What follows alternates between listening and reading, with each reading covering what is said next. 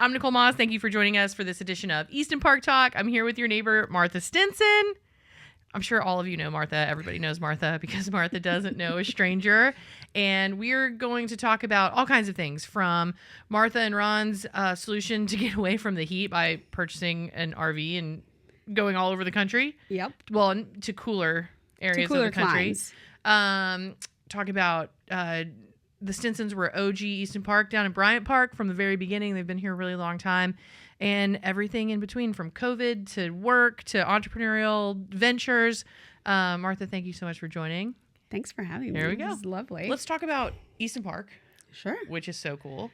Love Easton Park. I think we're like one of the most unique, cool neighborhoods in Austin. Like, it's such a cool suburb. And like, you, Martha, were like one of the first.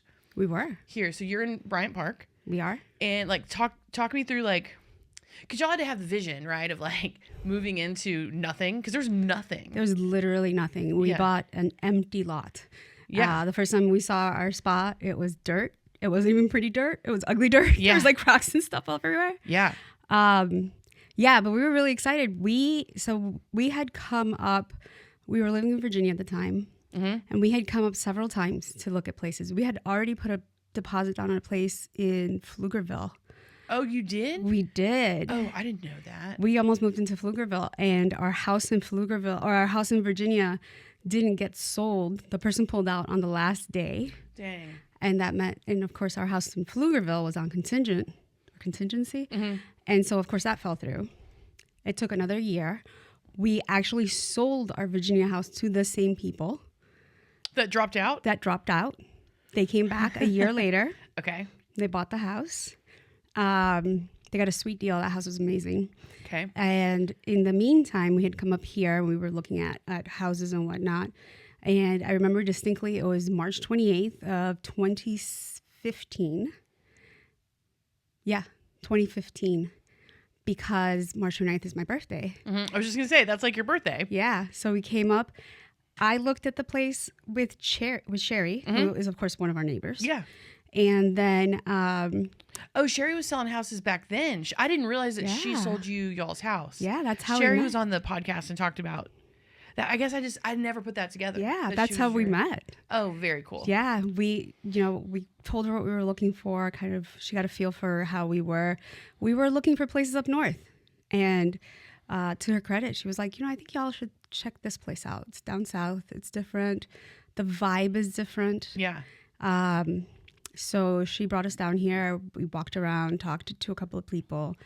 Ron was working in downtown Austin. Okay. So it was just Sherry and I. And she had to go somewhere. And I was like, just leave me here. I'll have Ron come meet me here. Because I was already impressed with Easton Park. So he finished work. He came and met me. We met with the real estate person for Highland Builders. We went through their plans. It was the last lot that was available on Auburn Blaze. Okay. Well, y'all are on the Greenbelt too, which is so cool. One of my must-haves was being on a Greenbelt. Okay. I was not about to have people behind me. I don't know. Yeah. That was just a thing in my head. And that was literally the last spot on Auburn Blaze. Cool. So we put down $1,000. Okay. Which essentially what that gives you is the right of first refusal. You're just holding a spot. And I feel like people don't understand that. If we hadn't bought it, they would never have cashed that check. It cost me the paper to write it on. Yeah.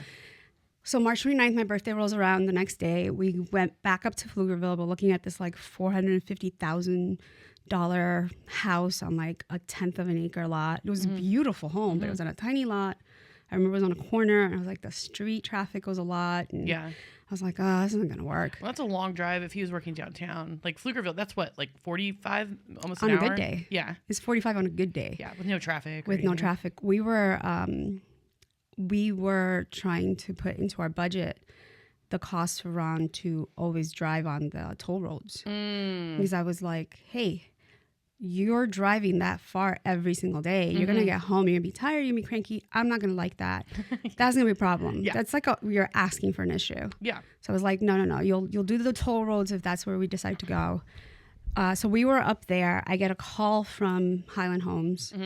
they're all, hey, we have a couple that had come here before and they're ready to put down the real deposit and do the thing. But I had put down the $1,000 first. So I got rights of first refusal. Awesome. I had to refuse. And without any thought or hesitation or anything, I was like, yeah, you can go ahead and tell them to leave. That's my house. Awesome. We're coming back. So Sherry and I got in the car and we drove right down. I called Ron. I was like, hey, you got to meet me at our new house. We're buying a house today, now. I know we were looking north, but we're going to actually go like an hour and a half south. But it's fine. Everything's fine. But it's all good. It's all good. You're going to love it. It's 12 miles from your work. Yeah. You'll be home in no time. You're going to love it. And the traffic, even on bad days, traffic from downtown to here, there's so many like back ways. Exactly. And Ron is so good with those back ways. Yeah. So he had like 10 different ways of getting home. Yeah. Like, it wasn't like just the 35. He was taking all these back roads, which I don't know because I have a horrible sense of direction. But I can attest to that. Yeah. I've heard so many stories. Martha can get lost going to HEB and coming home. I can. Maybe that's an exaggeration. No. The time I hit 3 states, I was lost for 4 hours. I was on my way home. But in Virginia, that's different. That was in Kentucky. Oh. But still. Steve and I got lost between Delaware, Maryland, and another state once. And I was thinking maybe Virginia. And, Virginia's easy to like. Oh, yeah. Virginia was actually not that hard. That one was in Kentucky. I was in Ohio, and I went. I was supposed to go from one freeway to the other, and I did successfully manage that. Okay. Unfortunately, I chose to go north instead of south. It happens. Of course. Up instead of down. Up instead of down. Yeah. And I knew it was a gigantic loop. So I was like, you know what? It's okay. It's a loop. It goes around the city. I will be fine. It's going to take me a little bit longer, but I got a full tank of gas. Martha. By the time it went Kentucky, back into Ohio. By the time I hit Indiana, I was bawling. Yeah. I was down to like a quarter of a tank because what I didn't realize is that loop, I was right. It was a loop. But it's like a 600-700 mile loop. Oh. Like, it wasn't no little loop. Yeah. So Ron calls me. I'm now 3 or 4 hours late coming home. And Ron's home with the baby. Ronnie was like 7 months old at the time. Oh. And he calls me. I'm like, I don't know where I am. I'm so lost. I'm afraid to get off the road. I'm going to run out of gas. This is all bad. This is like back in the days where TomTom and Garmin was a thing. Yeah. But like didn't work all the time. Right. And also I didn't have one. Oh, so gotcha. And phones weren't that smart. Yeah, it's like a car phone back then, or like maybe the like I had a flip phone. Okay. I had a flip phone. I had like the pink Razor, which I adored. That was fancy back. That was the phone to have. And so he went on. I told him what exit I was at, and he went on and he like mapped it out and map quested it out and like told me turn by turn, and he didn't let me off the phone until I got home, which thank God, because smart. I was free. I literally used a whole tank of gas. You're gonna end up back home in New York. Basically, I could have ended up in the ocean. God knows where the hell I was going. That's funny. For Christmas that year, I got a Garmin. I bet. I've never had. Ron's a problem solver. Yep. He's like, I will make sure this never happens again. Yep. I have never been without GPS since then, for very good reasons. So yes, when you say that Martha can get lost going home, you're not exaggerating. Yeah. I wish you were, but it's a feature. Yeah, so it's actually great that you're close to downtown, because you can't, in Texas, you end up in Kentucky, then we have a big problem. Yeah. Texas is not New Jersey. Like, you can't hit the borders that fast. Like, I could be driving for days in Texas lost. So back roads, no service. I feel like that's part of the reason why Easton Park is what Easton Park is, and there's so many entrepreneurs in Easton Park. We had to. Because we didn't have a choice. Yeah. It was like, we have sold bread from our house. Ron is a fantastic bread maker. Bread. We've sold food from our house. I've made like rose water, and I sold a little bit of that. But if somebody was like, I want a side hustle, we were like, yeah, what do you want to do? Let's help you. What do you want? Yes. Oh, we'll buy from you for sure. Oh, you want to make food? We'll buy from you. You can make cakes. You're our person. Right. And so it built a much stronger community, totally. I think, than if we had other options. I tend to go all in on things. Mm-hmm. It was Bryant Park and Nob Hill, And I was actually traveling in New York at the time, and I get a call from Sherry, and she's like, hey, I'm going to do the supper club. I was like, all right, I'll help you with it. No big deal. The very first one we had, I was out of town, so I didn't even get to go to the inaugural event. What? Wasn't there. Oh, that's funny. And then I came back, and Sherry and I sat down, and we kind of set up a schedule, and I went and talked to Colette. And so, I mean, they do what they can to make it as easy as possible. Yeah. You got to fill out the paperwork, of course. You set your schedule. That way you can book the rooms. They always suggested to book them for the entire year. Well, now that there's union, when you started, there was no union. That's right. When we started, there wasn't the union. When we started, it was people's houses. Yeah. Which was really nice for the supper club, actually. It was cool. Besides the fact that I think everyone has this like innate curiosity about other people's houses. Yes. And their decor. And like, yeah. Because the way supper club mostly started was, let me show you the house. Right. Let's tour the house. Everybody would bring their potluck stuff, put it down, and we'd all walk the house and see everybody's houses. Yeah, it was cool. And Steve and I were really excited about it because, like, you want to see what people, like, you want to see what people do. If it was the same builder, the different, because we all walked the models. Right. You know, everyone walks model row, and, like, no matter what phase you're in, and you're like, oh, I want to see how that house turned out. Or they have the same house as us, and how did they decorate it? Martha toured our house before we moved in. I did. We walked so many houses. I mean, that's what you do. I was thinking about that. I'm like, oh, should I say that? Yeah, no, we've walked all of the houses in Bryant Park and all the houses in Nob Hill and a good part of the houses in Skyline. It's so fun. As they were being built. Yeah. So like weekends and evenings when the contractors were gone, we'd absolutely be, you know, quote unquote breaking in. We weren't doing anything. We were just kind of walking the floor plans and everybody seeing. Did it. But yeah, no, we definitely walked this house, and I was like, oh, I like this house. It's fun to walk the houses as they're being built, and like, and then you get to meet the people, and you're like, hey, I know your house. Yeah, I was in your house, like, which is a really fun thing. Like, Steve and I, we went down the street, kind of around to the back part of Nob Hill. And there's like a house that's way set back there, and it was we had. Is it at the end of that dead end street in the corner? Mm-hmm. And it's like set way back. Yeah, way back. I love that house. Yeah, like, and the driveway's so long.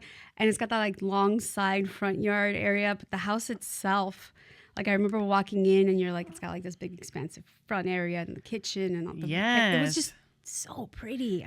Pretty. It felt like it was a house in the woods because then the woods were so like far right back. Yes. Yeah. You're right. And the woods are right there too. Yeah. It's really cool. And we were, but we always felt like nervous to walk because we're like, oh my gosh, what if they come look? Or, you know, what if the people, and there was what if there's a video camera somewhere? Oh my God. We were upstairs and we heard someone pull up and we were like, oh my goodness. And there's nowhere to hide. There's no walls. Yeah. There's nowhere to hide. You're like, hey, just walk in your house. You know, we just walked ours, and you know, and I don't think if we would have walked in to see our house and someone was walking around, we'd be like, oh yeah, of course. Like, yeah, totally makes sense. Yeah. Like, it's so cool. The build process is really, really cool. But yeah, Easton Park, it was really fun to watch it get built. And then the clubs. So you did the supper club. So we did the supper club. We set all the dates. We set themes for every month. Mm-hmm. Had a different theme. And then it was up to Sherry and I to try and convince people to let us use their house. Yeah. So we would, and if we couldn't, then it was just in our house. Yeah. Right? So we ended up hosting supper club quite a few times. Yes. Yeah, and that's where we played all the games at your house. Yeah, but so fun. You know, it was a lot of work. Mm-hmm. But it was so nice to be able to meet everybody and to have people like come into your house. And as people were coming into the neighborhood, you can almost tell who was new because everybody was like a little shy and a little. Yeah. And to just be like that welcoming committee and be like, hey, this is a really cool place to live. This is what we're trying to build here. Yeah, it felt like a welcoming committee. Yeah. And that was at that time. That was done on purpose. Yeah. Y'all, and then when we moved in and kind of joined, Sherry had just had Roland, so she was like, she had stepped back. Yeah, and so it was just you. Yeah, officially it was always Sherry and I, but Sherry stepped back when she became pregnant with Roland. Right. So I kind of kept it running for a few years. Yeah. Well, years to like where we were at the union eventually, and then. Yeah. I mean, at the union for a while. Yeah, we ran it from 2017 until COVID, until everything hit. Every month, we never missed a month. It was consistent. I always felt like consistency was super important. Yeah. And then somewhere in the middle of that, Kaylee started the craft club. Right. And she also had little babies. And she got really busy. And since I'm a big time crafter, I was like, well, yeah, let's do it. Let's, organize this one too. So I was actually running both of them for quite a while. I remember. Yeah. I remember. Yeah. And then Colette left. It got a little rocky, but Paul's done an excellent job. Yep, absolutely. He's done awesome. And it's been fun to kind of watch that. But now you're busy. You've stepped out of the club scene. I have. I've been exactly. I mean, we've had so many changes since we moved here. Yeah. Our son came, he was a middle schooler. We moved in. He's in college now. It's so weird. It is so weird. It's really weird. I was working when we first got here. I was working with DPR, which was out of. They have an office here in Austin, but I was officially stationed out of Virginia, so I was remote. But I had been remote for a long time, so that wasn't a big deal. Yeah. I changed jobs to Sphere, which meant I was traveling to New York every month. I remember that.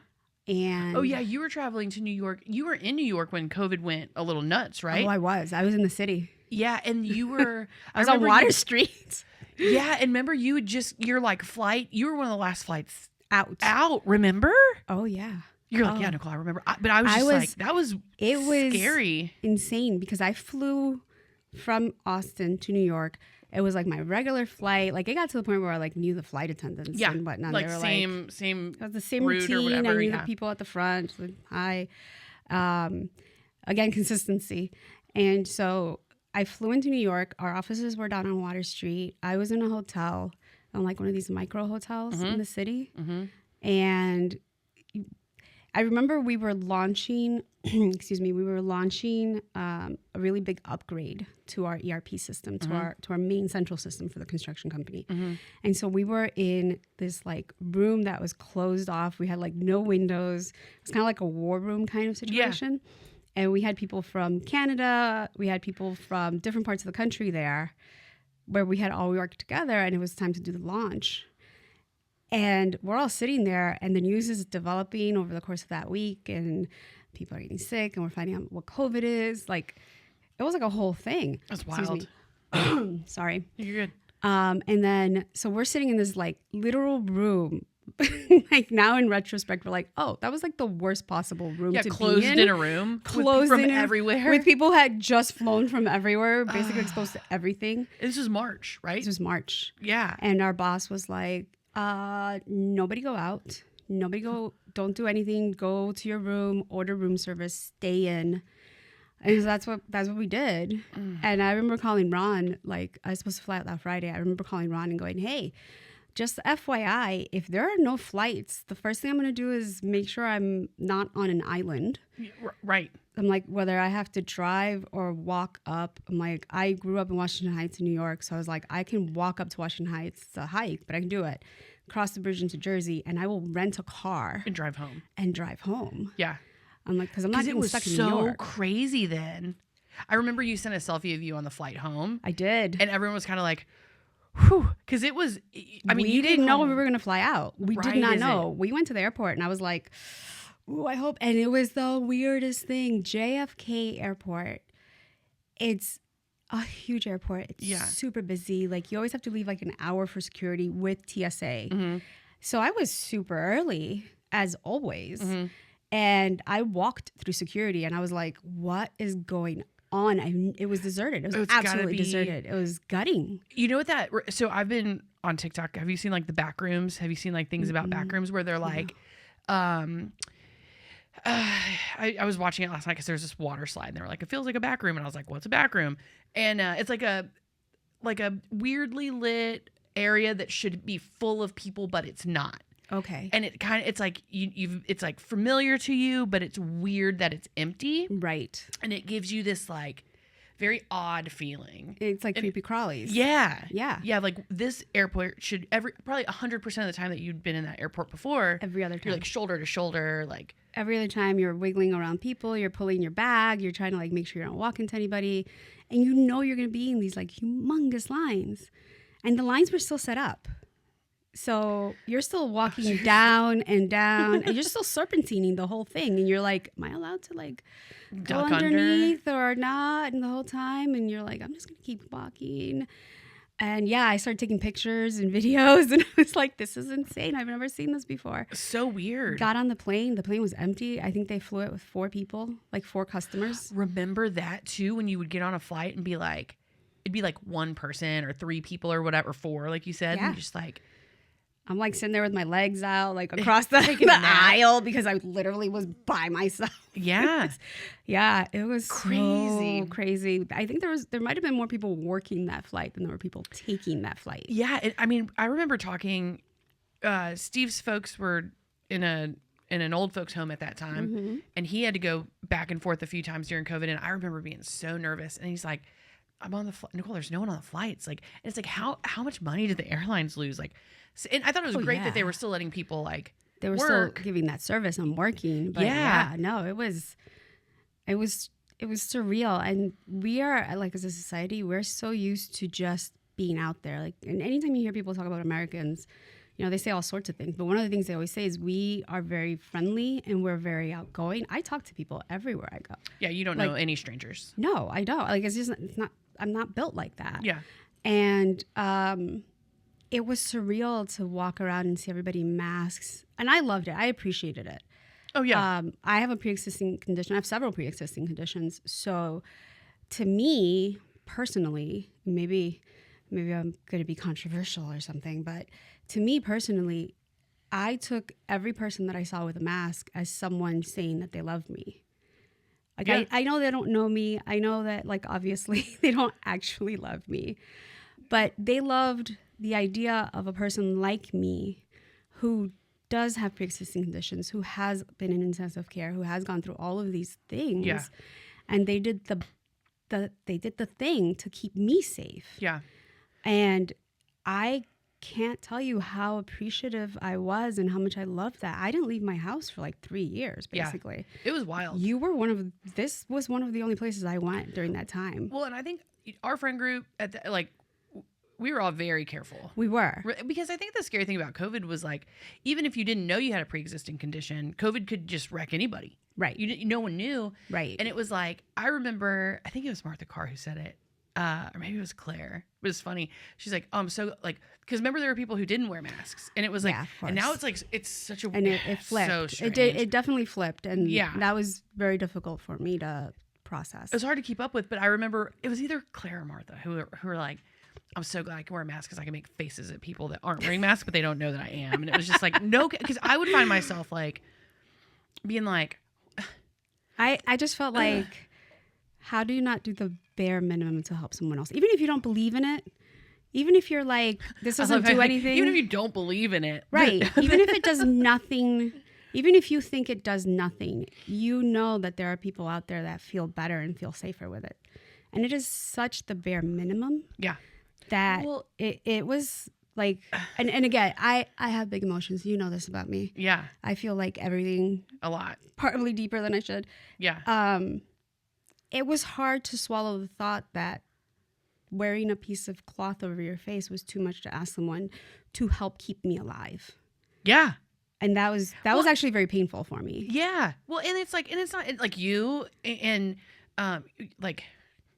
people's grandmothers and people's like ill, people like, because even like people like babies, old people, grandmothers. Yes. And the people that were like in nursing homes, that was such a weird time. But I think one of my favorite stories to tell about you is that you're just like such a doer that you made all those for the nurses. Oh yeah. Remember Martha Carr and I, we had our collab. Yeah. Martha Carr and I collaborated. It was amazing. I have a sewing machine again. I craft. I can't seem to sit still anywhere.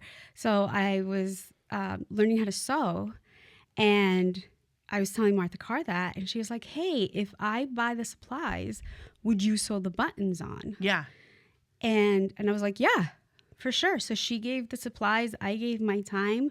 I became very, very good at putting buttons on things. Yeah, but it was a big deal because, like, I remember my friend Brooke was working at St. David's at the time, and I think you gave me like 20 or like it was a whole sack full, and they were so thankful because it was ruining their it was like just hurting their ears. And they were able to put them on the buttons. Yeah, so they were able to put them on the buttons, and it kept their hair out of their face. Yeah, and the thing was on the buttons, so we had like measured exactly where to put them on those headbands. And Martha did such an amazing job of she sourced, I feel like it was like 1,000 of them. I mean, I was sewing buttons huge for like a month. Yeah, and it made a huge difference, like a huge difference. I know at least for the direct person that I gave them to, and she gave them out to her whole unit, they were like, oh, thank God, and like washing them and the whole like just because they were. And then didn't you make a how-to video? I did. Of like, hey, anyone out there, please help. Like these essential workers need them. Like, and we made masks. Yeah. Made loads of made masks. So many masks. Made loads of masks. Well, I felt like if something's going on and you always ask people to do the bare minimum, wear a mask, stand 6 feet away from other people. You made cool masks too. I tried to make them so that they were seasonal. And so like I had Halloween masks and I had Christmas masks and I had masks that matched outfits. There were Thanksgiving masks? There was Thanksgiving masks. And you were doing, it wasn't just, you were like putting, like. I was like putting like multiple layers. Yeah, so because there was. Sewing them into, you did like a lot. Because there was so much controversy around this idea of like, well, this piece of cloth isn't going to do anything. I was like, okay, I hear your concern. And I'm going to do what I can to help assuage that. So I was doing multiple layer masks. Yeah. Still to the point where they were comfortable. I wore them myself. I wore them every single time I went out. I wore them whenever I was around people. Like I wasn't taking any risks, especially. And I felt like, and I still feel this way, if I had gotten COVID at the beginning, I don't think I'd be sitting here. Yeah. Because the reality is they were learning how to deal with COVID. Right. And with all of my pre-existings, I was like, there's just no hope. And so it was scary. It was really scary. I guess if you're comfortable, like your asthma like is really bad. I have really bad asthma. I've been in intensive care because of the asthma. I've almost died several times. I have all sorts, like I'm hypoglycemic. I have like all sorts of things. But the big concern was the asthma. Yeah. And I don't know if a lot of people know this, but when you have asthma, you don't die from an asthma attack. You die from a heart attack. So your heart can't pump enough to like circulate the oxygen that is in your system. Yeah. And so it just keeps beating and it beats hard. And so it puts a lot of stress in your heart. So I've had like tons of EKGs done. And that's one of the things that we always check is my heart. Yeah. Just to make sure it's working well. So I was like, something that affects your lungs, your circulatory system, your heart. Yeah. I have to be careful with all those things. Yeah. Dr. Jeff was on. He's a brand new neighbor. He's been in Easton Park for a month. He's in Prospect Park. Wow. He was on. He's the podiatrist I was telling you about before we started shooting. He was talking about like, because I was just asking him like general knowledge, because we're talking about insurance and that whole don't get me going on journey. Yeah. Well, and his response was the same of just like, anyway, he was like, there's 3 tests that anyone's doctor need to, and it's just blood tests. It was like your heart levels, right, cholesterol, and your A1C. Yes. It's like as long as you're checking those 3, you've got like a good baseline of like general health. Where you're at. But back during COVID time, it was like just to go to the doctor was scary. Well, can I tell you a funny story about Cedar? Of course. And my love over here, who's sitting behind the desk here, is when we were dating, he lived in Telluride, Colorado. Mm-hmm. And I would go see him. And the first time I went to see him, he admitted, like, we're dating. We're trying to, we're both posturing a little, trying to be, cool, cute, attractive, showing off. And he's like, I saved the good wood for you. Like, because by the way, he lived in, sorry, I guess I should explain that. He lived in a cabin that had a wood burning stove. Okay. Yeah, you could take that several ways, Nicole. Yeah. Okay, so he lived in the woods, off the grid, in a cabin that had a wood burning stove, and he's like, "I saved the good wood for you, like to burn it, because burn in the stove, to burn in the stove, the good wood, the good wood." And I was like, that was the only source of heat, and like. it was cool. Like, but okay, so I grew up in South Texas. I got cedar fever bad. And so I'm like, day 1, I was fine. You see where this is going. Day 2, I'm like, and it's not cute to have allergies. No. Like coughing, sniffling. Swollen eyes. Yeah, like it's not a good look. Mm-mm. And then I'm like, and I think on day 3, we were walking outside and I was like, are there a lot of cedar trees? A lot of cedar trees in these parts? And he's like, not really. And I was like, okay, well, whatever. And then he's like, we got to go to the other way. He was burning cedar in the house, like in the cabin. And I was just like, I mean, you know how it's I'm awful. sure it smelled wonderful, but oh my gosh, your ears, my nose, my throat, like, and the elevation was so high, like just popping. And I thought, thank you, Steve, for giving me the good wood for the stove. I'm a cheap kind of girl. Yeah, I'm like burn that aspen wood, burn the pine. Yeah, anything. But that was really funny. And then he's like, well, Gray, I'm really glad I burned all the good wood. Glad I used it on you. Yeah, but cedar's horrible. And could you imagine, like, I don't know, COVID was a rough time. I feel like it was a rough time. But you know what? I think through adversity we grow. Yeah. And if you don't experience that, you don't test yourself. Yeah. You don't figure out who you are. Yeah. Like we're all I said, changed because absolutely. Of it. But like for me, COVID was very introspective. I'm a very outgoing person. Like you said, I don't know a stranger. Yeah.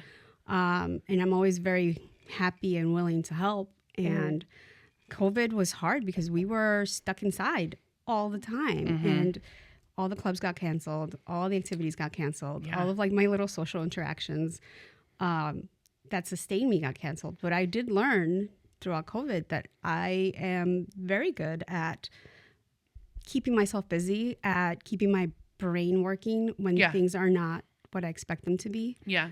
And that focusing on others was so important. Yeah. And I think to your point earlier, that's really when Easton Park became, I think we were all a really tight-knit community. We were. Anyway. Can I tell you how I describe my version of friendship? Yes. I always tell people I am your best friend when things go wrong. And I am the worst friend when things are going right, because I tend to disappear.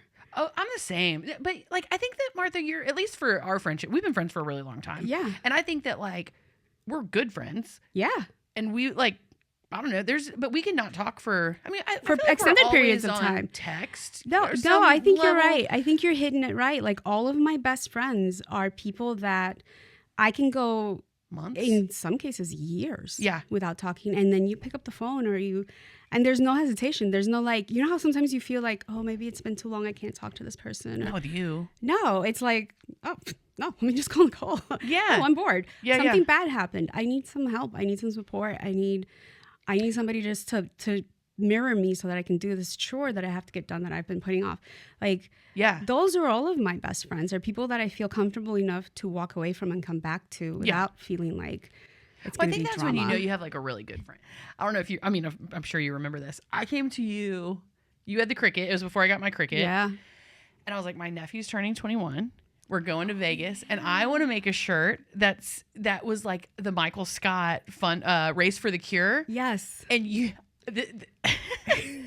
were like, oh wow. And I had no concept of the amount of work that would go into that many words, that many letters, that, like, many prints, that, like, the whole. Yeah, it took a couple of tries.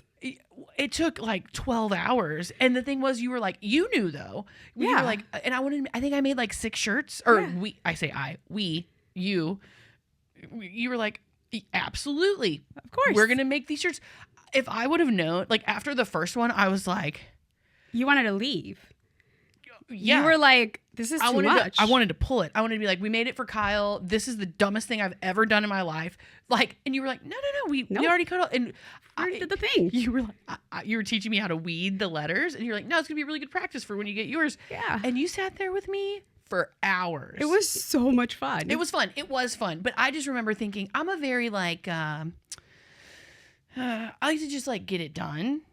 You know, like, I'm like, okay, cool, we got it, like, whatever. And, like, and I thought it was just really cool because you knew from the beginning when I told you what I wanted. And I think Martha Carr actually wrote what it needed to be. And, like, which is so cool. Again, to the community, like just the best people here. But you were like, in your head, you're like, this is going to take 12 to 18 hours. And I'm like, it'll take like an hour and a half, right? And you're like, oh. I was like, no, honey, it's not going to take an hour. It's going to take a while. You're spending the night. Like, but it'll be fun. It was fun. It was a lot of fun. Yeah. It didn't feel like it took that long. Like, if you were to ask me now, I know it took all day. It did take all day, in fact. Didn't it take a couple days? Didn't I have to come back the next day? I think I ended up ironing quite a few of those after you had, because you had to go do dinner or something. I remember my hands from just weeding. There was a lot. Being like, there's probably like 10,000 letters for the whole, like, anyway, it was, but I think that's just like such a testament to who you and Ron are, is you're like, of course we're going to help you. Yeah, but it was whatever fun. It takes. It was like, so fun. It was fun. Like, I don't, and I know you keep saying that, like, it takes a lot of time and it was an investment, but you have to remember, it was an investment not just in the shirts. The shirts were like the side thing, but it was really an investment in our friendship. It was cool. And I was like, it's cool to like, and I love crafting and I love sharing the things we do. Yeah. So it was not a burden at all. That's probably one of my favorite memories. Yeah, that was that funny. one. And when you took up skydiving and we did the skydiving shirts. I found one of those the other day. That was so, and it was like Moss jump number 2, and we made them for everyone that jumped that. You're the coolest, Martha. That was so much fun. I love those. Those are just like, they're precious memories. Yeah. And, you know, we got something accomplished and we got to hang out and we had fun. It was fun. It was really, really fun. Yeah, all those things were fun. Like, it was always just like a really good time. Which is but cool. also, you know, you have to remember, you're a person that doesn't get upset. Like, you're so chill about stuff. Outside. It would be inside of that when I was like, oh my God, there's so many letters. Oh, well, I had no clue. Because you seemed you were concerned about like my time. Yeah, I was. You were concerned for me. Yeah. And I'm like, no, it's all good. It's all good. I was like, yay, I'm having so much fun. Okay, cool. And, but it's one thing to do something with someone and then they become frustrated or they become upset or they become, you know, but you're not like that. So it was like a pleasure. I loved crafting with you. I don't care if it takes an hour, if it takes 30 hours. It's so much fun. We should do a holiday craft. That was fun. We can. We should do a holiday craft on the podcast. A how-to of sorts. We could. Yeah, we could. That would be fun. We could. That would be really fun. Yeah. No, y'all, it's been so fun. Can we pause? I have to pee. Yeah, of course. Let's talk about the RV. Yeah. So, you and Ron are from New York. Yes. Austin, Texas is hot. Yes. Austin, Texas is so hot. You said last year you said you'd had enough. Or this year. It was, so not this summer, but the summer before, where we had something like, I don't even know how many days over 110. Mm-hmm. I couldn't go outside. Yeah. Every time I went outside, it felt like somebody punched me in the chest. Yeah. So I was literally stuck inside all summer. And I just was like, I can't do this. I can't do this. And I was like, I'm done. I'm out. You're thinking about moving. Oh, yeah. And you know, like when I say I'm going to do something, I'm like, that's it. I'm done. I'm doing it. Yeah. I called real estate agents in Colorado because I was like, we're going to Denver. That's it. That's where we're going. We're to Denver. I don't know why Denver, but I was like, we're going to Denver. Mm-hmm. And so I called real estate agents in Denver. I called Sherry. I was like, hey, you want to sell a house? Because I need to go. Yeah. I can't do another summer like this. I can't be stuck in my house for months on end. And of course, then winter rolls around. And I love Austin. And I love Austin during the winter because it's like you go out, there's the pretty lights, there's the food, there's the music, there's the people. So we're walking around. And I'm like lamenting the idea that we're going to leave Austin. I'm like, I love it so much here during the winter, but I hate it so much during the summer. Mm-hmm. And Ron turns around and he's been angling to get an RV for decades. Okay. Like, I'm not even exaggerating. Decades. Okay. And I'm like, no, we're not going to buy a thing that we're going to use for 2 weeks a year. Like, that's ridiculous. We're not buying a big old truck. Okay, why would we do that? Truck. Why would we do that? Yeah, I mean, you already had a big old truck. We already had a truck. Okay. We have a big old truck now. Yeah, she's a beast. She is. So he goes, well, why don't we get an RV and we just leave for the summer? And we both work remote. Like I said, Ron got laid off during COVID. And he started Stinson, and that's been going strong, thank goodness, knock on wood, since then, you know? Yeah. So since we're both remote, we, like, planned it out. And when I say we, I mean he. Mm-hmm. I was very much a travel princess. Mm-hmm. You just tell me where to show up, and I will show up. Mm-hmm. but I didn't want to do anything with planning. I don't want to do anything with anything. Yeah. I was like, I just want to be there. Yeah. To his credit, he planned this amazing trip. Cool. And we went to, I went to Miami. Mm-hmm. Oh, not Miami. I'm sorry. I went to Orlando, and I met my sister in Orlando with her kids. It was their first time at Disney. Oh, I remember that. That was early this year. That was May. Okay. That was the first week of May. Okay. So I flew out, and I spent a week in Disney with them because I love Disney and I love my nieces and nephews. And then I drove back to North Carolina with her, and Ron met me there with the RV. Mm-hmm. And we stayed in North Carolina for a month. And then we went to Tennessee, we went to Missouri, we went to Kansas, we went to Colorado, we went to New Mexico, and then we came back home. So cool. So we were gone from the very beginning of May until the very end of August. You road tripped it. Yeah, the whole time. We were just so cool. Site to site. And poor Ron, well, I say poor Ron, but he enjoyed probably it. Loved it. Yeah. He had a fun time. He had to drive everywhere.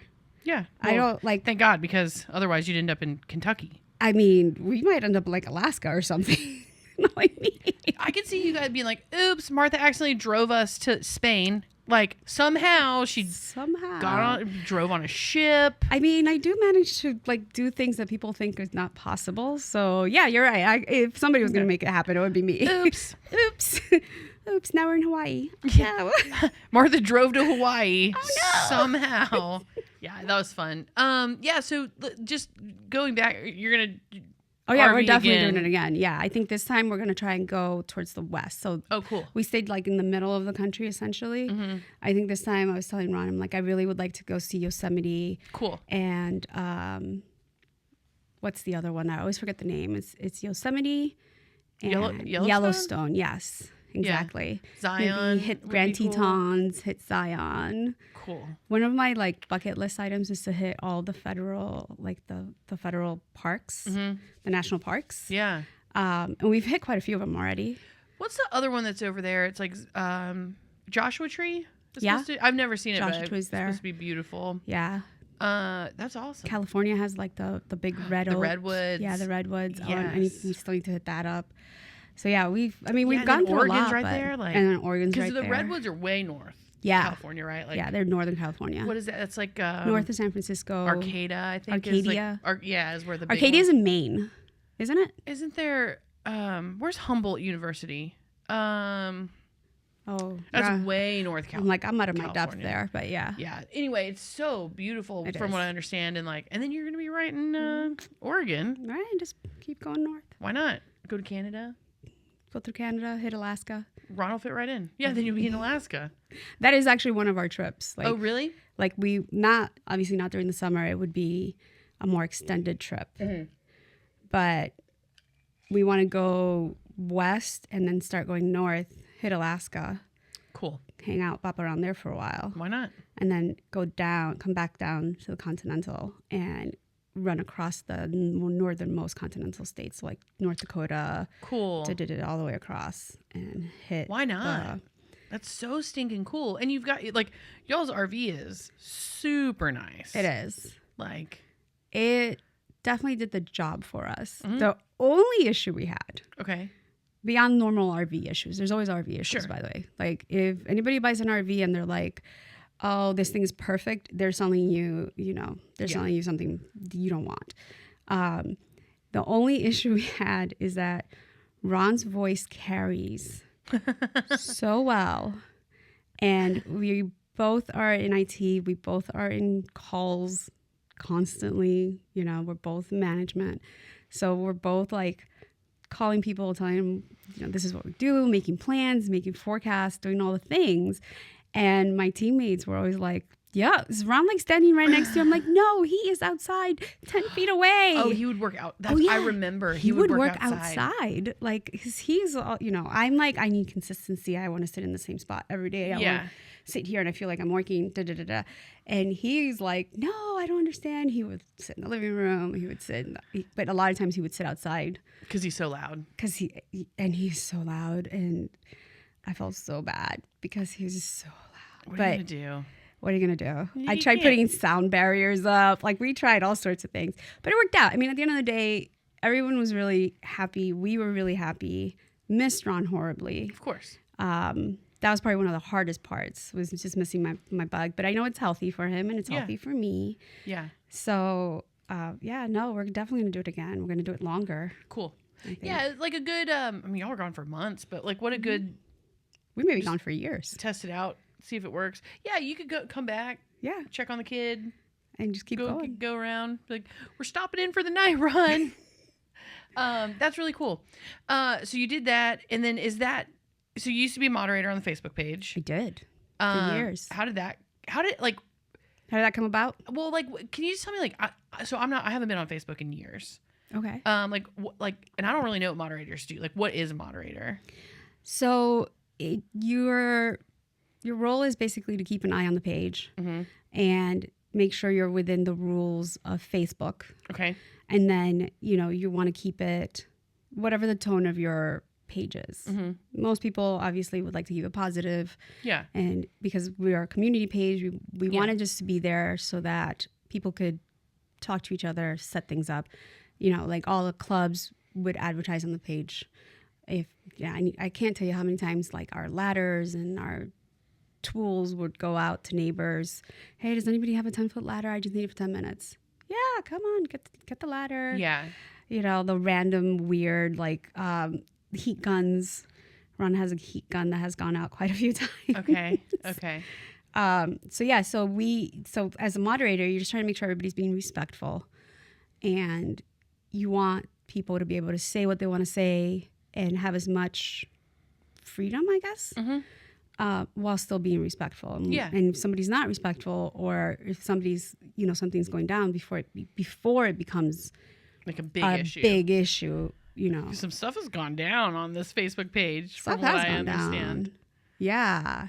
We don't have to get into it. It's been pretty quiet for a while now, but we went through a period. It was growing pains for everybody. Yeah. We just went through a period where Easton Park is so big. We have all types of people, which is fantastic. Yeah. And so, there was a little stuff going down. We had to take some measures. We had to make a lot of phone calls. Yeah. So are you like, you're able to like take posts down? You're able to and then you can let them know. Right. You can approve who gets on the page. Oh, okay. And that's always a challenge because we don't have access to anybody's personal information, of course, through the HOA. So we can't verify through the HOA who's actually a person that lives in Easton Park. Tricky. Yeah. So because people could come in and advertise, and often they try to. Yeah. Interesting. And so we would typically we ask people to put their address and agree to the rules. Okay. And because a lot of the addresses are new, it's not like I'd be like, oh, Auburn Blaze Lane, I know that street. Great. Right. But I don't know all the streets up in Skyline or in Kiki. Yeah. So, I would always go into Google Maps and make sure it was a real street at the very least. And like it was a real address. Yeah. And then let the people in. Yeah. But I can't tell you, I've turned away hundreds of people. Hundreds. Interesting. I'm like, this isn't a real address. You've had an account for like 5 minutes. If something felt sus, I would go onto their page and be like, what's going on over here? Yeah. There were people, and they're clever. They're super clever. Yeah. And, people would slip through and then it'd be like, come let me clean your ductwork. And you're like, no. Because that's what Work Wednesdays is for, right? Is like, this is, and that was really smart to do that. So that's like, everyone wants to that was all everyone. Lisa. Lisa Warren. Yeah, She's all awesome. Lisa. She is awesome. So we, obviously you go through, you grow, you change. The thing was, we never had that kind of restriction. So Ron selling bread, hey, I got a couple of loaves for sale today or whatever. But there got to be so many people that's what it was. The page was just dominated by people selling things. And then add to that the random businesses that would sneak in. So we made Work Wednesdays. Smart. And so anybody can post about their side hustles, their businesses, whatever you want to share on Work Wednesdays. Awesome. And if it's not Work Wednesdays and someone complains, and I always felt like people didn't understand that. Like if no one said anything. Right. Why would you do anything? Yeah. Like we're not on there 24/7. But if someone would report a post, we could then go check it out and respond back. Hey, can you please repost this next Wednesday? Yeah. We do Work Wednesdays. And I'm sure it's just people that didn't know. Maybe they're new. 90%. Yeah. 90%. People are trying to do good. Yeah. I honestly think most people just want to do good. Yeah, me too. Me too. So you're not moderating anymore? I'm not. Life just got busy. Yeah, I'm sure that's like a big responsibility. Life is crazy. Can we talk for a second about Stinson Consulting? Yeah. So you're not unlike me and Mr. Moss, where we own a business together. Yes. Even though you're not in the business, you I'm and like Ron, a silent partner kind of person. You and Ron. I jump in when needed. Yeah. So like, tell me what Ron does. What is Stinson Consulting?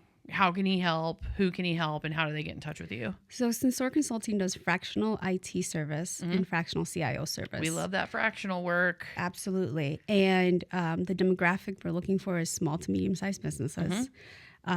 Any IT projects that you have that you need help with, whether it's launching an ERP or forecasting for the next year, deciding how you're going to grow your business, Stinson will maximize and as much as possible future-proof your IT. Very cool. Like it's not 100%. Like just want to be clear, you can't be. Yeah. But even if you had a full-time IT department, you can't. You can't. Because things change. Things change so fast and all the time. And you don't know how your business is going to change. Yeah. But you want to try and make decisions that are going to optimize today and tomorrow.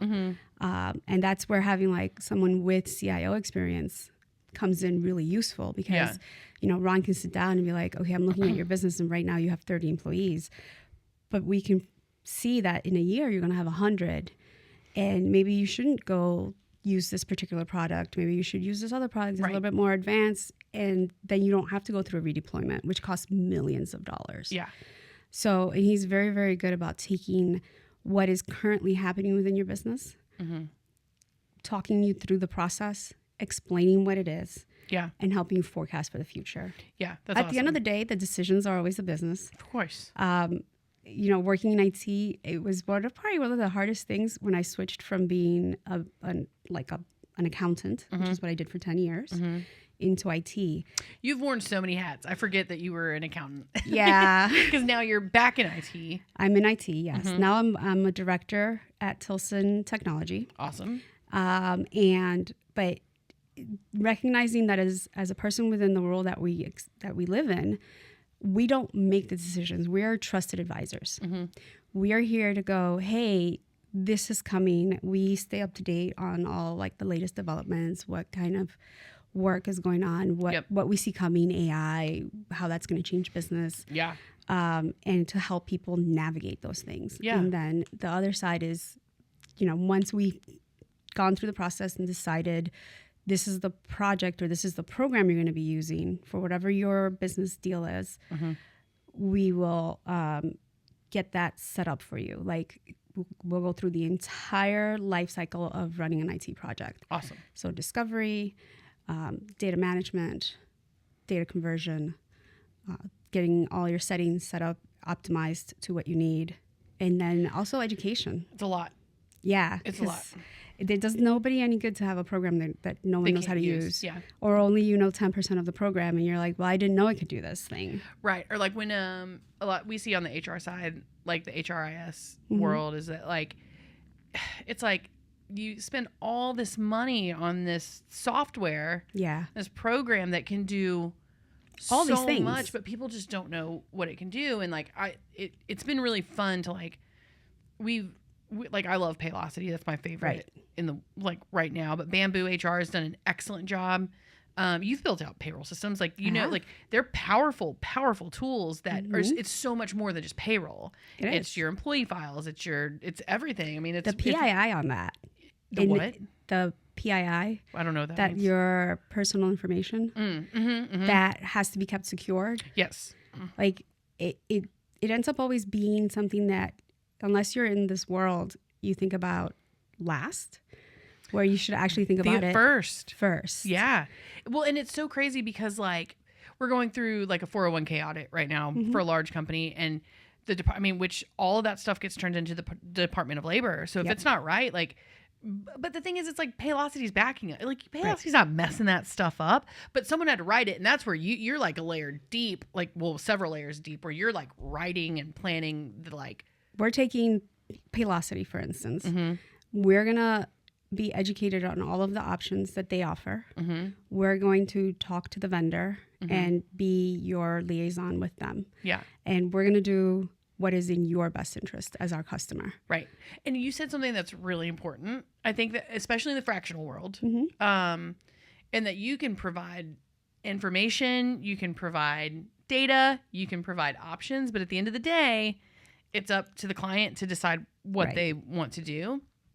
But I think that going fractional is you're a partner. Yeah. You're not a decision maker, but you're a partner in this and saying, okay, well, we're partnered with you and we're advising you on the best options that within our field that we know. But whatever you choose to do, we'll be here to help clean it up. Right. And we've had within our professional careers, we've definitely had situations where you go to your key stakeholder and you're like, you lay out all the options. And I think that sometimes there's a temptation to kind of guide people and maybe not show them all the options if you think like an option is really bad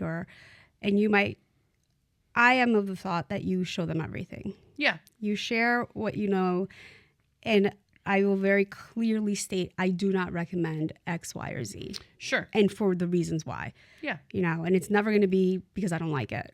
Right. It's not the best for your business because of this or that. Right. Because of this situation, or because you're looking at this going forward, or because you're planning this, you need to use it. This is your problem. Mm-hmm. Like first thing you need to figure out is what are you trying to solve? Yeah. And then you can go into all the things. So, but it's not for Stinson to say, Nicole, you have to use Paylocity. Right. Or you have to use anything. Yeah. And three viable options with details. Yep. And they make that decision. You make the decision, and then we're with you. Yep. 100%. Yeah. There's no moment where anyone's going to feel like, oh, I made a decision they didn't like.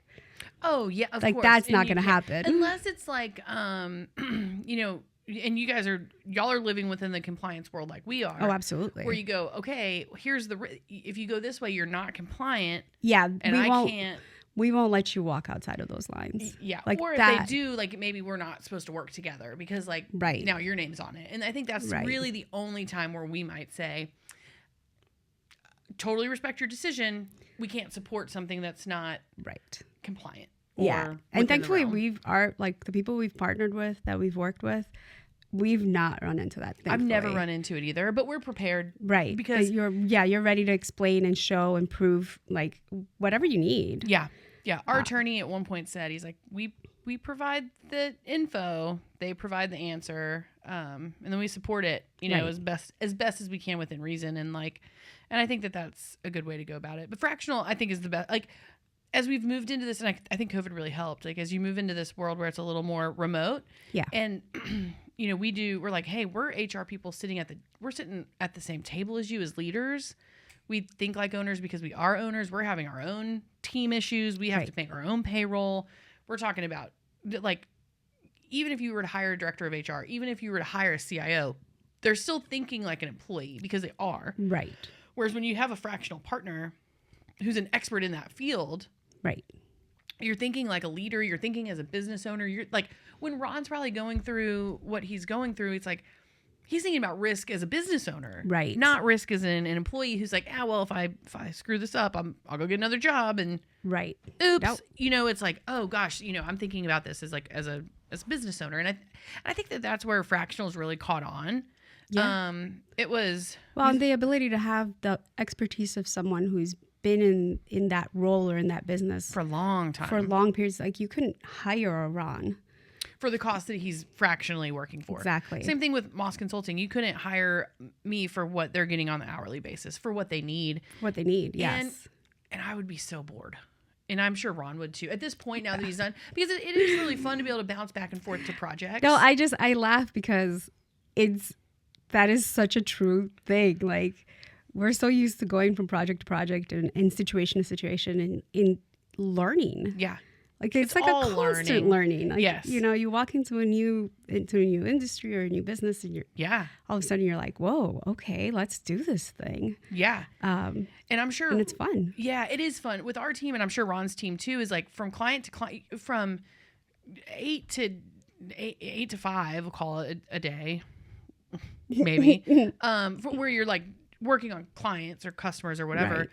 You can go, like, we can go from a sexual harassment call to running a payroll to, I like to call it like the bullshit HR, like Sally doesn't like my sweater, to another sexual harassment call. And it's different, or a leader who's like, I got to fire this person right now. And there's no day that's the same. No. There's no day that can truly be scheduled out. Like, we are ultimately, as fractional leaders, we're customer service. Yeah. And yes, the answer is yes. What's the question? We'll figure it out.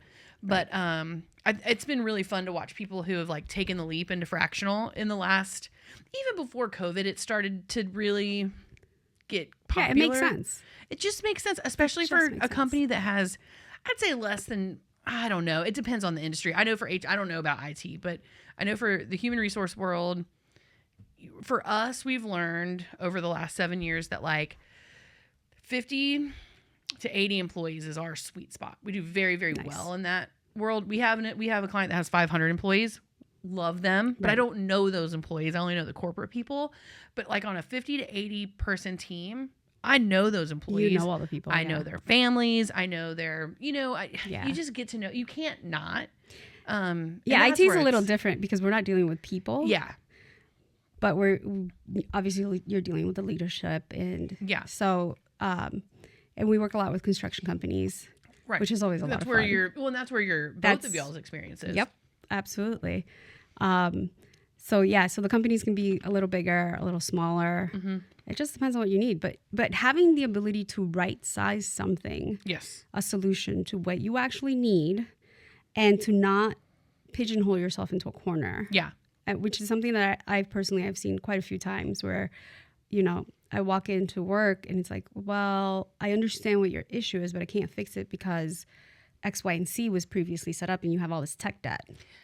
Tech debt. It's a whole vibe. That you have to deal with. Yeah. So. Yeah, that's it's so tricky. And I think that fractionally, you can kind of come in and say that to someone. Right. And be like, well, and just to be like, hey, look, I've worked with other companies. Right. You're a $500 million company. I've worked with $1 billion companies. Right. This is what you're going to mature into. And these are the steps you have to take now to mature into that. And to know that, like, I think too, like, that's a really good point, is that when you have the experience with these larger companies or smaller companies, there's like, at this point, asterisks, I'm still surprised by these people in the human resource world, like, where you're just like, yeah, human resource. I've been working on a lot of human resources. It's a dirty right business. now, and it's shocking. Yes, shocking. I have learned so much in the last 4 months. I'm sorry. In my mind, I'm just like, no, it's amazing. I'm shocked by the things you guys juggle, like, because I'm so used to dealing with like systems and processes. I go from step A to step B. I identify my problem. I look at possible solutions. I look at advantages and disadvantages. I make charts, and you guys are dealing with people. You're dealing with people's personal info. Yeah, it's really wild. You're dealing with sensitive information, and you're dealing with feelings, incredible regulations. Yeah, and so many feelings. So many feelings. Honestly, like, the compliance and the data, that's the easy part, right? Because there's rules that you have to follow. Laid out. Yes, but they change. They change all the time. All the time. But anyone embedded in the human resource world, there's constant update. Like, Sherm is a great updater of like, hey, in Michigan in 2025, you got to start doing this, or California needs this now. Like, so it's really like, even when they change, if you're even a little bit paying attention, you catch it, but you have to remember your systems have to change with it. Yeah, that's true. But really, when we're working with Paylocity, Bamboo, Paycom, Paycor, they do those things. They do a lot of that for you. Now, it's our job to communicate that to people and to make sure that that's fine. But it really is. Unless you're like, if I were the CEO of Paylocity, I'd be stressed all the time. But they have attorneys and all of that for that. Like, we're way further down on the chain of like managing that stuff. We're just more of like, hey, here's the notices that need to go out. Here's the compliance stuff that has to happen. Right. All of your like HRIS systems are gonna manage most of that for you. This is where it becomes important to choose the right solution. Correct. Because if you're a small to medium sized company and you put in a Workday. Right. A Workday's it's a big, huge piece of software. Yes. Super powerful, super flexible. Yeah. Can deal with everything you throw at it. Right. But a lot of times it's overkill. Big time. And very expensive. And the onus is on you. Right. Workday's not going to call you and tell you that in New York there's a new law where you have to pay, an extra hour of overtime if somebody works 14 hours in a day. Yeah. No, literally. If somebody works like 14 hours, I think, or 12 hours in a day, it's in New York State, you have to pay them an extra hour of overtime. Got it. So they work 12 hours, you pay them 13. Workday's not going to tell you that. You just need to know. Right. Yeah. But it's interesting. if you're a smaller size business, I will show you Workday because it is an amazing program, right, and because you need to know what's out there. But I will also show you Paylocity and go, hey, by the way, the advantage is Paylocity is going to take some of the onus off of you. Yeah. They're going to keep you in compliance. Yep. Yeah. And I think that's, and it depends on what kind of workers you have. You guys are dealing with construction. Like right. a lot of our clients are knowledge workers basically on salary where you're like, so although some of them, anyway, not to go into a rabbit hole, but but yes, you have to pick your HRIS in a way that it manages the size of your company, even with growth. But at a certain point, Workday is a big one. Workday's huge. It's a big one, and I think it is important. But from what we're dealing with, mostly, again, payroll's easy. Payroll just is. Payroll is. Compliance is. Data is. Right. People are not. People are not. People are hard, and I think that's the biggest challenge is you want to be polite, but you have to set boundaries. Right. There's we see so much stuff. It's just, and it's I'm lucky at this point. Our team has grown to the point where I'm not having to deal with the day to day as much anymore because my patience is. It happened in October of last year. October 2023 is when my patience just stopped. Okay. And Steve, he would even be like, "Hey, you were a little short on that phone call," and I'd be like. It's everybody has their limits. Yeah, but my moments got long and kind of permanent. But we have a great team. Alyssa, just to shout her out, she's been on. Well, actually, we were at lunch with you guys when we offered her the job, and remember outside Johnny Carino's in South Park Meadows. Yep, we're in a bit of a tiff and we figured it out, but no, Alyssa's been probably the best. I don't want to say the best addition, but one of the most exciting additions of our team, just because she was a speech pathologist before she got into HR, and I've known her loosely for years. She was a candidate for a while. I don't know how she got stuck in my web. That sounds so creepy, but but she got kind of in the circle of candidates that I would always consider. And it didn't work out until she worked with us. And I'm so proud of her. We're both so proud of her because she just bought her first house. Oh, that's wonderful. She's been with us for almost 2 years at this point, 18 months going on 2 years. And we feel really proud about that. Doing her verification of employment and the whole thing. She bought the house that her dad was renting so she could rent it back to him because they were selling, and he's been in that house forever. And we're just so stinking proud of her. And it's and Ron, I'm sure with his team, although they're all Canadians, have. Yeah, somehow I've ended up with a lot of Canadians. Yeah, which is interesting. I have jokes, but I have jokes for off camera and Ron. But I mean, you get to know these people, especially in a small team. And fractional is dynamic. You've got to be dynamic. You've got to be nimble, and you have to be really careful about the people that you put on your team. And we've been incredibly lucky. And it sounds like Ron has too. You guys with Stinson has been too. There's a level of trust that has to be there. And it's just really fun to watch employees grow. I always find it interesting hiring people because much like dating, you're always putting your best foot forward in the beginning. But much like dating, that wears off. Yep. And so trying to suss out who's going to be a good long-term fit. It's hard. It's hard. It's really hard. Yes. And and especially when you're small, it's well, every impact is felt. Huge. Yeah. Right. Yeah. And when you have this vision of what you want your company to be and what the culture and how you want your clients to feel when you talk to them, and one person Steve and I spent a decade building this thing, ultimately building the network and then the last 7 years building the company, and one person's response to a client that you've had for 7 years can really like throw it on a totally different trajectory. And it's like, it's terrifying.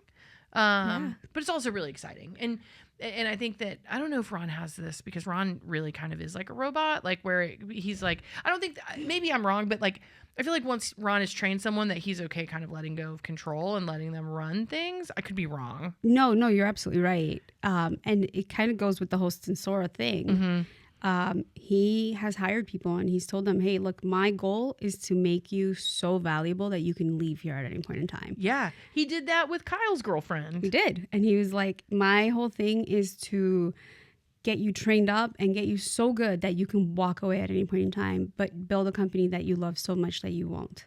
Oh, yeah. Yeah, exactly. And so that's what he's building. So when he's dealing internally with people, that's what he's building. So yeah, there's an expectation that as an employee, you're going to take responsibility and you're going to take this seriously. You're going to do your work. He's not going to micromanage you. He's running projects. I'm running projects. We're doing all the things. Yeah. There's no opportunity. Not enough time. There's not enough time. There's not enough energy. There's not enough mental space to do that kind of thing. Right. Because you still have to be like a human outside of work with like, you have a kid, you got to, have friends, you have to sleep. Sometimes. And sometimes you just have to turn your brain off. And like, that's what Dr. Jeff was talking about the other day that really impacted me was like the decision fatigue. Like, oh yeah. It's a thing. It's a real thing. It's a really big thing. And he's like, I don't need another to do. I really don't. I don't need another to do. I don't need another task. I don't need another question. And if you ask at the end of the day, or maybe even at the end of your work day. Yeah. Or just like, maybe if you've been going for 3 or 4 days heavy and it's 10 a.m. and you're like, I can't. Yeah. Like, can I have the day off? I don't give a shit. Sure. Yeah. Like, is your work done? I don't care what you do. Like, and if that's the response, it's like, I'm not mad at you. It's just, my like mental battery is done. Yeah. It's empty. Yeah. I know personally for me, I'm done with work and I've spent 8, 10, 12 hours making decisions. I am not going to choose what we're going to eat. Yes. We instituted Fend for Yourself nights since our son was very, very young at like 5. Mm-hmm. And, when both of us are fried, we're like, hey, it's a Fend for Yourself kind of night. Yeah. And it was, when he was little, it was like cereal. Exactly. I'm like, you want to have cereal for dinner? Have cereal. It's one night. You will be fine. He's fine. Every other night, it's like super healthy meals. It's all the vegetables. It's all the things. Yeah. But it gives you the ability to be like, I cannot make one more decision today. I'm done. Yeah. So, yep. Yeah. Macaroni and cheese, go for it. Mac and cheese, excellent. Lucky Charms, excellent. Like the unexpected bonus of that, is that now that he's older, we were like, Fend for Yourself, and he will make us food sometimes. Like, excellent. It's an investment. It's like, all right, well, I'm gonna make, and he doesn't do anything fancy or anything, but he's like, who cares? Right, exactly. Even if he made like PB&Js. Yeah. Like, it's still food that's been made for you. Yeah. And as our little like unit of 3, we all help each other. Like, it wasn't purposefully planned. Mm-hmm. But one of the things that has been built into all of our relationships is we all help. Mm-hmm. We all pitch in. Yeah. Everybody helps. That's like our family motto is everybody helps. Yep. And that includes the 10-year-old. That included the 12-year-old. That includes the 20-year-old. Yeah. You have to. Which is insane that he's 20, but yeah. It is. Little Ron. I know. This has been excellent. I've enjoyed this. I think we've covered all the things. We've covered a lot of things. We talked about COVID. We talked about work. We talked about motor RVs. I think we've done it. Yeah. Woo! I have to pee again. When you came in this morning, you were like, or earlier today, you were like, I don't know what we're going to talk about. And I was like, we're just going to kick it like always. Which was, I know. I was so nervous. I'm like, oh my God, I don't have anything to say. I don't know how long we've been here, but it feels like 5 minutes. Couple hours. Yeah. No, it went fast as it always does. But thank you everyone for watching. Say hi to Martha when you see her around, because you will. And we'll see you next time. Bye.